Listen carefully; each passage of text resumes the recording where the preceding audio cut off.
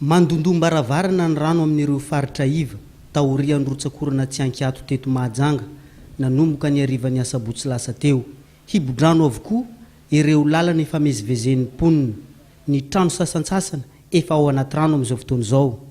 Efa mivonona lalandava eo an-tokotany ny lakana hiampitana raha tena tsy afaka andehana tongotra ny lalana feno rano.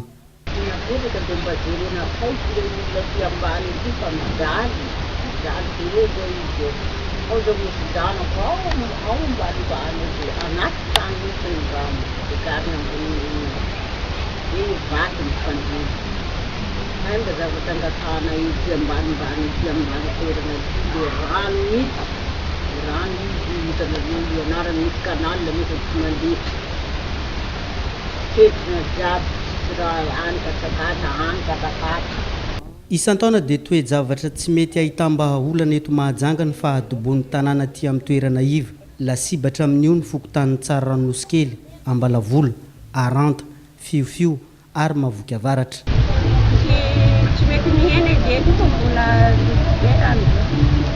Hatreto aloha tsy mbola nisy ny toromarika ny ampiakarana ireo mponina anaty rano ireo eny amin'ny toerana avo. Fa ny mampanahy sy mampanahirana dia mety fiantraikan'ny fianaky ny valana retina sy ny fiandroan'ny rano manodidina ny trano fonenana.